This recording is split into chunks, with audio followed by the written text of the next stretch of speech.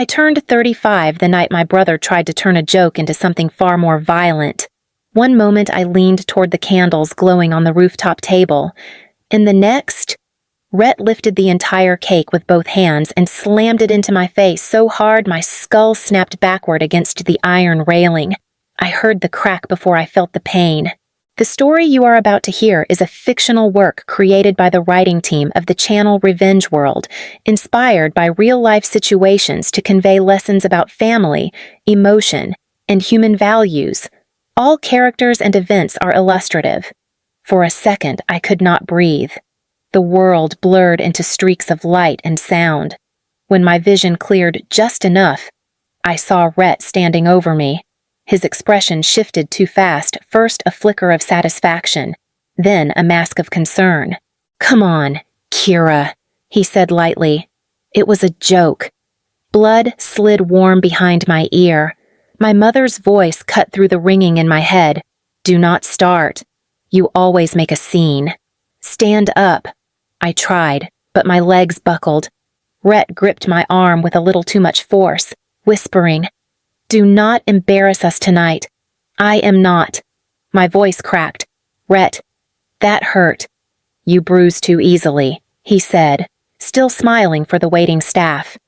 "Kira is fine." Marin waved a dismissive hand. "She has always been dramatic. Ever since she was a child." I tasted frosting and metal.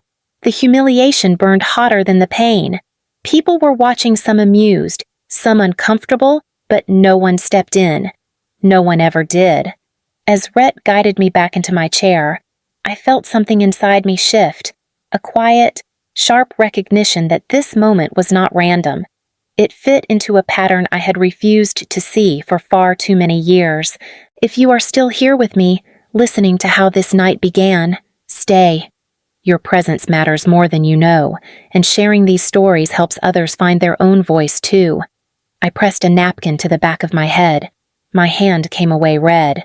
And still, my family laughed. By the time I reached my apartment, the back of my head throbbed with every heartbeat. I pressed my palm against the swelling, trying to steady myself as the floor tilted. My phone buzzed. "Rhett, do not exaggerate this." "Kira," he said the moment I answered. "Mom is already annoyed. I am in pain." I whispered, "You are fine. Rest. Take something. Do not drag this out." The call ended before I could respond. I sank onto the edge of my bed, the dizziness rolling through me in slow, sickening waves. My vision blurred at the edges, the same way it had 4 years earlier after the so-called stairs accident. Back then, Rhett had said the same thing. "Rest. Take something. Stop overreacting." A soft knock came at my door. My stepfather, Oren, peeked in. "Your mother wanted me to check on you," he murmured, eyes avoiding mine. She said, "Do not make this bigger than it was." I closed my eyes, the room spinning harder now. Something was wrong, and this time, pretending otherwise only made the pain sharper. By morning, the headache had become a pounding, merciless thing. My vision doubled each time I tried to stand. I finally drove myself to the emergency room, stopping twice because the world blurred too hard to keep the wheel straight. Dr. Ren Vox greeted me with a calm voice that only made my fear sharper. "Tell me exactly what happened." "My brother hit me with a cake," I said, hard. He paused, and the dizziness, the blurred vision. "It started last night. It is getting worse." Tests came quickly, lights, reflex checks, scans. When Dr. Vox returned, his expression had changed.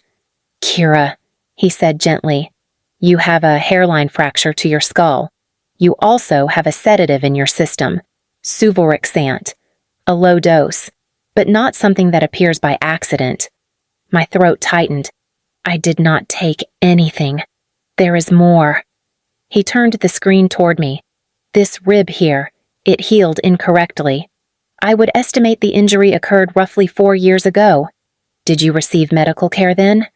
"No," I whispered. "I fell down the stairs." My family said it was just bruising. Dr. Vox sat, folding his hands.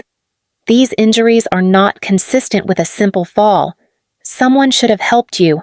A cold weight spread through my chest. I need you to understand, he continued. These patterns raise mandatory concerns. I am required to notify law enforcement. I swallowed hard. You think someone hurt me on purpose. He held my gaze. I think someone has been hurting you for a long time. The door opened behind him as he stood. Detective Vale Henson will speak with you shortly. My pulse hammered louder than the pain. The truth had finally begun to surface. Detective Vale Henson entered with a quiet confidence that made my stomach clench. She pulled a chair close to my bed, notepad in hand. I am here because the doctor sees a pattern, she said. I need you to walk me through last night. Start with the drinks. Rhett poured mine. I murmured. Her pen moved. Did you see him add anything? No. I was talking to my mother. And the rooftop location. Who chose it, Rhett? I said. The word felt heavy. Detective Henson studied me carefully. Your brother was also present during the stairs incident 4 years ago. Correct. He helped me up afterward. He said I was clumsy. Her tone softened but didn't lose its edge. Kira. These incidents cluster around him. Do you feel safe around your brother? The answer rose instinctively.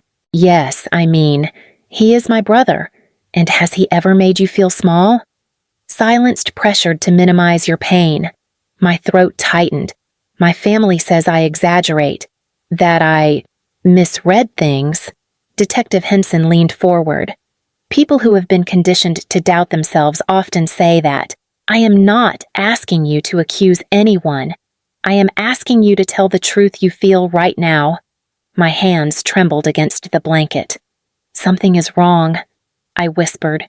Something has been wrong for years. Henson nodded once. Then we will find out why. The door burst open before Detective Henson could ask another question. My mother swept in first, her voice already sharp.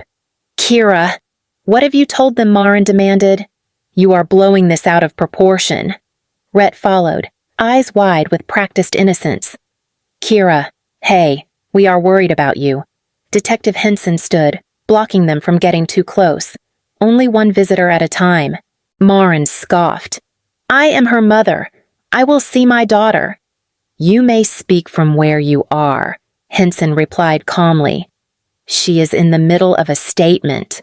Marin turned her glare on me. Tell her this was an accident.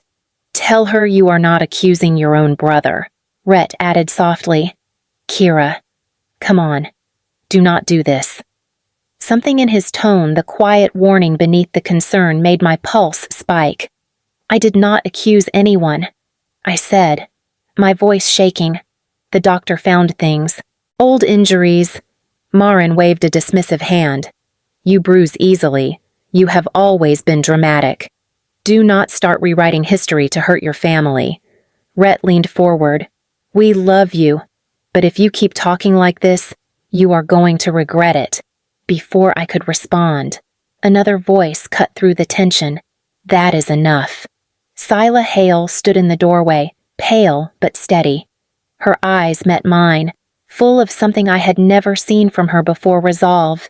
Your grandmother feared this day would come, she said quietly.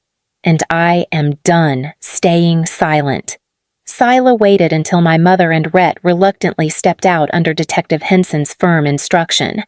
When the room finally quieted, she came closer, hands trembling as she clutched her purse. I should have done this years ago, she whispered. What are you talking about? My voice felt thin. Scylla reached into her bag and pulled out a small wooden box, its brass latch dulled with age. She placed it gently in my lap. Your grandmother, Juna, left this for you. She made me promise to give it to you only when I knew you were in danger. Her breath shook. And last night, I saw your face hit that railing. I cannot pretend anymore. I opened the box with unsteady fingers. Inside lay 3 objects: a thick legal document, folded neatly, a photograph, faded at the edges, a letter in Juna's handwriting. What is this? I asked. Sila pointed to the document. Your grandmother transferred her home on Forsyth Street to you 5 years ago. A transfer on death deed. It became yours the moment she passed. I stared at her, but nobody told me. Rhett knew, Sila said softly. He was helping sort her papers near the end. He found it before anyone else. My stomach twisted. I lifted the photograph next. I was around 4 years old, smiling uncertainly at the camera. Behind me stood Rhett, maybe 6, his hand hovering near my shoulder. His expression was wrong, tight, narrowed, almost hateful. Sila swallowed. Your grandmother saw things. She started documenting everything because your mother refused to believe her. My hands shook as I picked up the letter. Kira, Sila whispered, voice breaking. Read it. It will explain what your family has kept from you, and what Rhett has been willing to do. I unfolded the letter with numb fingers, but Sila's hand closed gently over mine before I could read. There is something I have to say first, she murmured. Something I should have said a long time ago. Her voice wavered, but she forced herself to continue. After Juna's funeral, I heard Rhett on the phone with a lawyer. He was furious about the deed. He said if you ever looked unstable, if you ever seemed unable to manage the house, he could file for emergency guardianship. Her eyes filled with shame. He said he only needed the right incident. My breath hitched. The stairs, I whispered. Sila nodded slowly. I saw him behind you right before you fell. I told myself I imagined it. Your mother shut me down so fast I started believing her. Why did you not tell me? My voice trembled. I was afraid, she admitted, of Marin, of Rhett, and of what admitting the truth would mean about this family.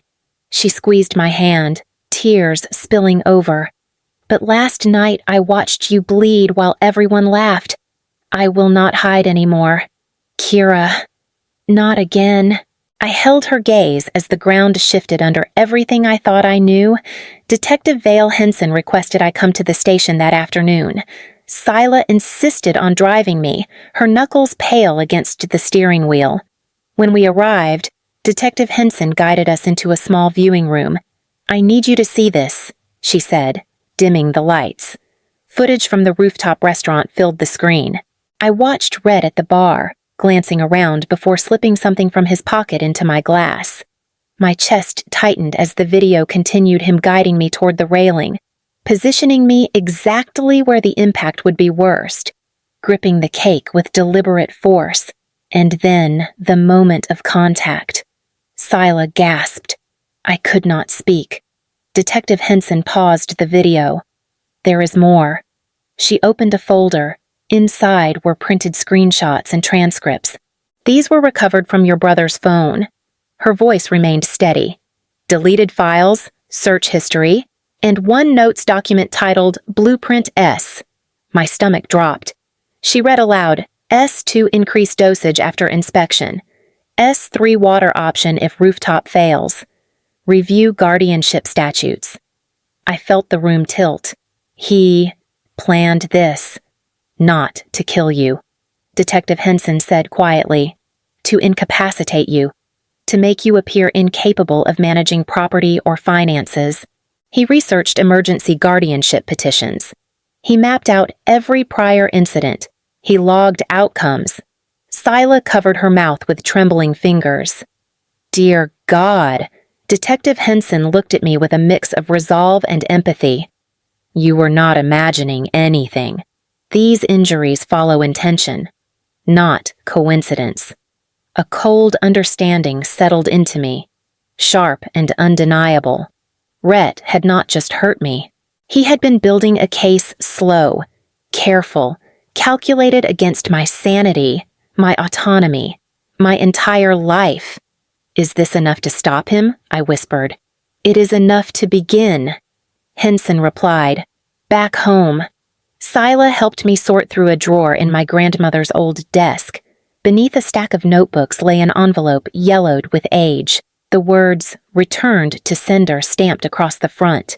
"It was mailed to your mother," Sila whispered. She refused it. My pulse hammered as I broke the seal. Juna's handwriting covered 3 full pages, but one line tore straight through me. "Your father did not leave because of you. Kira, he left because he caught Rhett trying to suffocate you when you were barely walking. He begged Marin to get help. She protected Rhett instead." The room seemed to shrink around me. Sila brushed my shoulder. "Your grandmother tried to warn her. Marin would not listen." I read the lines again, each word striking with the force of a lifetime of unanswered questions. "My whole childhood," I whispered, "was built on a lie." Sila's voice trembled. "It was built on your mother's fear. But now the truth is yours. Detective Vale Henson asked if I wanted to be present when they arrested Rhett. I said yes. I needed to see the truth spoken out loud, with no more family denial to drown it. They chose a Sunday dinner at my mother's house. When the officers entered, Rhett looked confused, then offended. "What is this?" he asked, rising from his chair. Henson stepped forward. "Rhett Dalen, you are being taken into custody for assault, administration of a sedative, and intentional harm resulting in bodily injury." Marin shot to her feet. "This is ridiculous, Kira. Stop them." But I stayed seated. "I did not put those drugs in my drink," I said quietly. "I did not push myself down those stairs. And you cannot blame me for the truth anymore." Rhett's face twisted. "Everything should have been mine." He spat as the cuffs clicked around his wrists. "You were nothing until I made you something." Henson nodded to the officers. "Record that." Sila's hand found mine under the table. For the first time in my life, I felt someone in my family stand with me without hesitation or fear. Months later, after Rhett received 18 months of custody and 5 years of probation, Sila and I stood inside the restored Victorian home on Forsyth Street. Fresh paint, open windows, a new purpose. "We are really doing this," Sila whispered. "We are," I said. The Marin House. A place for women who grew up being silenced. On the porch, I began writing a letter to my younger self. My hand steadied as the words formed. "You survived." I wrote, "You are no longer invisible. If you are still here with me now, listening, thank you. Stories like this matter because someone out there feels unseen, unheard, unsure of their own truth. If this helped you in any way, tell me, share it, talk about it, stay connected. Your voice can be the beginning of someone else's healing." I folded the letter, held it to my heart, and walked back inside the home that finally belonged to me.